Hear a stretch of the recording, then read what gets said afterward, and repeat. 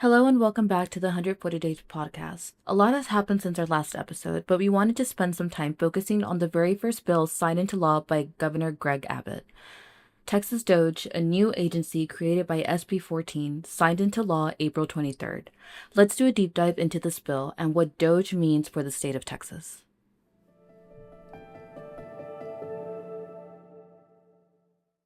Hey folks, Michael here. Before we talk about Texas DOGE, let's do a recap of DOGE at the federal level. Victoria, could you give us a rundown of how DOGE as we know it started? So I'm sure you're aware that during Trump's second presidential campaign, one of the big selling points was reducing government spending. The US currently sits on an over $1 trillion deficit, and to tackle this beast, Trump enlisted Elon Musk to carry the torch on the issue. Elon Musk. His name is Elon Musk. And before we ask, well, why Elon? I will mention that during the 2024 presidential race, Elon donated over $230 million to Trump, which made Elon the largest individual donor in the 2024 election cycle and Trump's biggest piggy bank.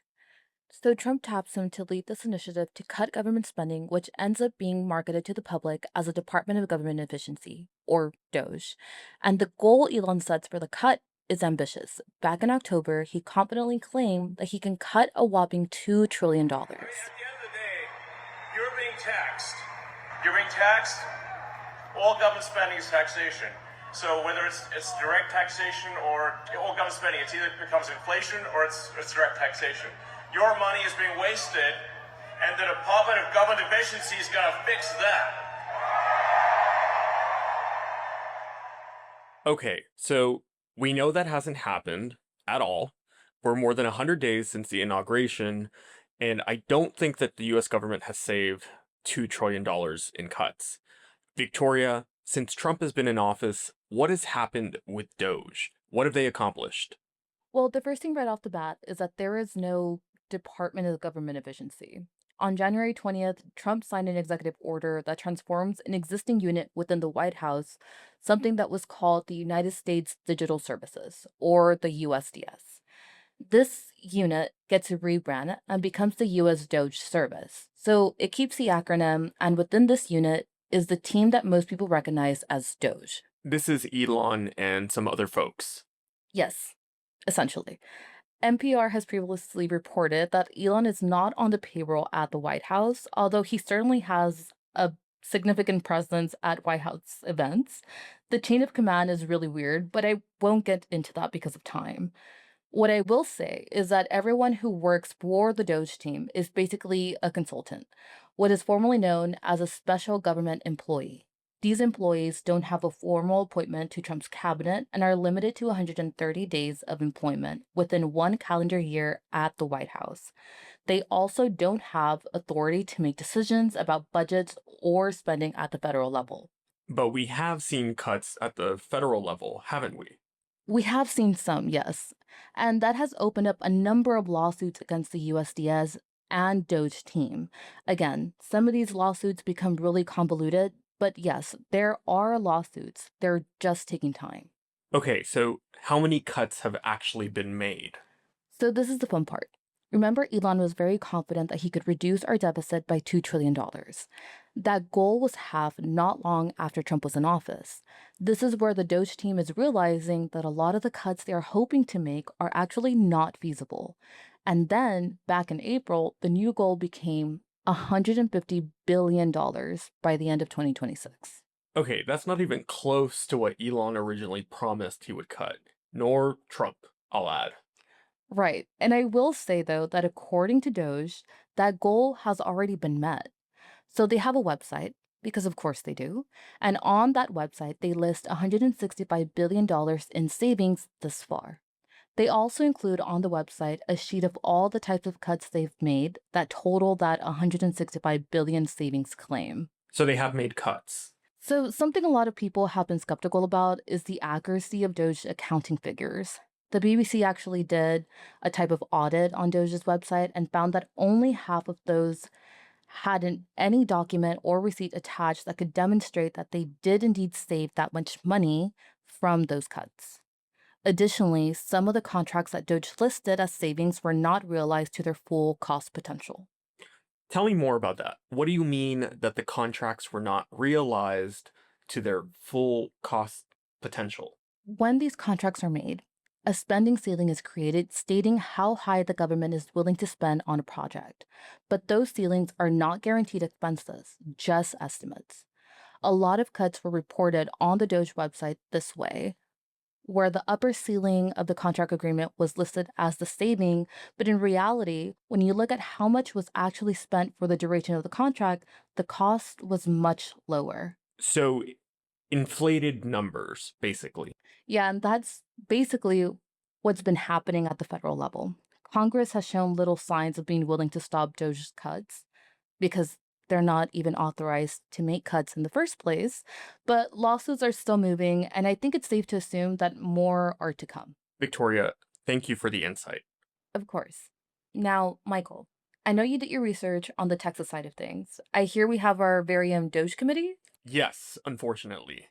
Let me start at the beginning of the year. Please do. So, back in January, when Texas created new House rules and procedures, there were changes to some of the committees. We went over this briefly in a previous episode. Some committees were disbanded, and some were added. One of the committees that was added to the House was the Delivery of Government Efficiency Committee. DOGE. Yes, DOGE. But the committee isn't tasked with making cuts to our Texas government spending.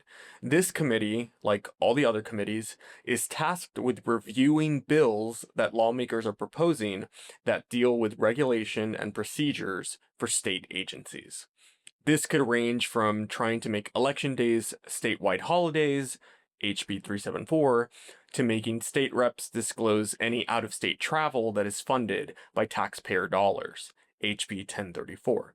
Very bureaucracy. So, this committee is established. They've been reviewing bills since the legislative session started in January. What happens? Well, there's one bill in particular that we're focusing on. This bill, it was filed by a couple of legislators. It gets referred to the Economic Development Committee in the Senate, gets voted out of that committee and onto the Senate floor, receives a majority of votes in the Senate, and thus moves to the House side of things into the DOGE committee. The DOGE committee votes it favorably onto the House floor. The bill gets a majority vote there, and because there are no amendments from the Senate version, it gets fast-tracked to Governor Abbott's desk for approval. This bill, SB 14, is the very first bill signed into law this year. And what does this bill do? Do we see Elon and Trump's DOGE? There are three big things I want to mention about this bill. The first is that it establishes a Texas Regulatory Efficiency Office. Goodbye, DOGE acronym.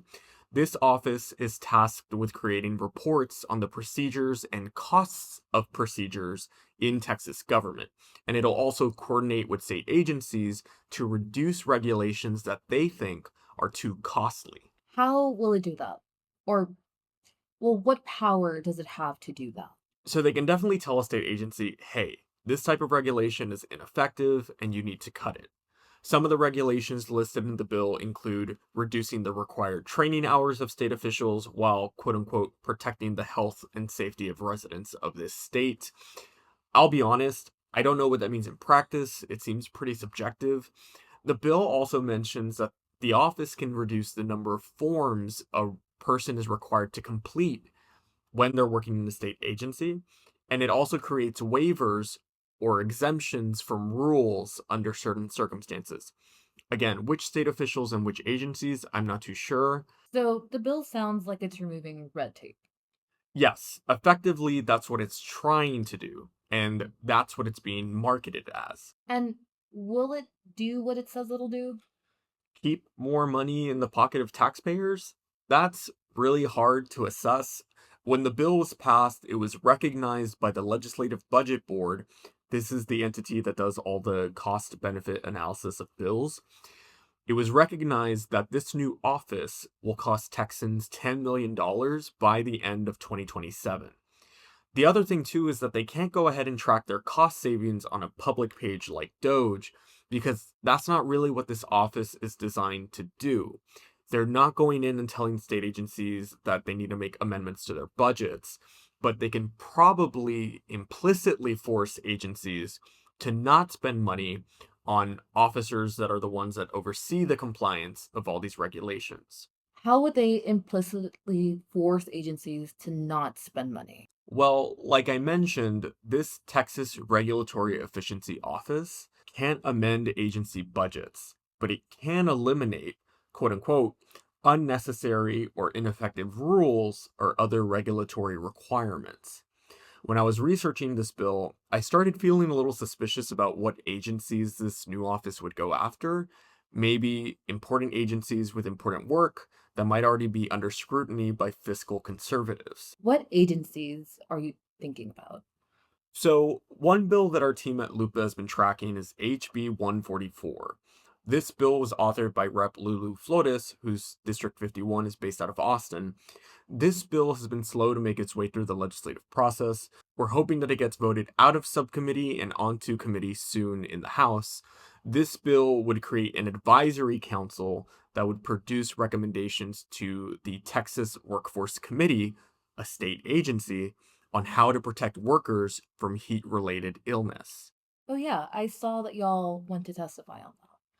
Yes, and of course we support it because it creates a way for workers to make more direct requests for heat protections from the state. The advisory council would require at least 2 construction workers and 1 representative from a construction worker labor union. We support the effort. We're on the side of the worker always. But my fear is if this bill makes its way through the House and the Senate, if it survives that intense journey to become a bill signed into law, what is there to say that the Texas Regulatory Efficiency Office will not tell the Texas Workforce Committee, hey, this advisory board that y'all just made, no more of that. It's too much red tape and it hinders business. You need to stop spending money on this advisory board. I see. That is my fear. And before the Texas Regulatory Efficiency Office got signed into law, who from the Valley supported it? How did it pass the House and Senate? So only 3 Valley reps voted against SB 14, and they were all from the House of Representatives. These reps were Terry Canales, Aaron Gomez, and Bobby Guerra. And all the others? Voted in favor, including our 3 Valley senators, Senator Chewy, Senator Adam, Senator Zafrini. Wow. So, what now? Well, now we see what types of shenanigans this new office gets into. I expect there are going to be a lot of hiccups as they try to take away regulations from state agencies. But like I mentioned, this is the very first bill that was signed into law. It's essentially a mirror copy of DOGE at the federal level, but targeting red tape in state agencies. It's going to be interesting.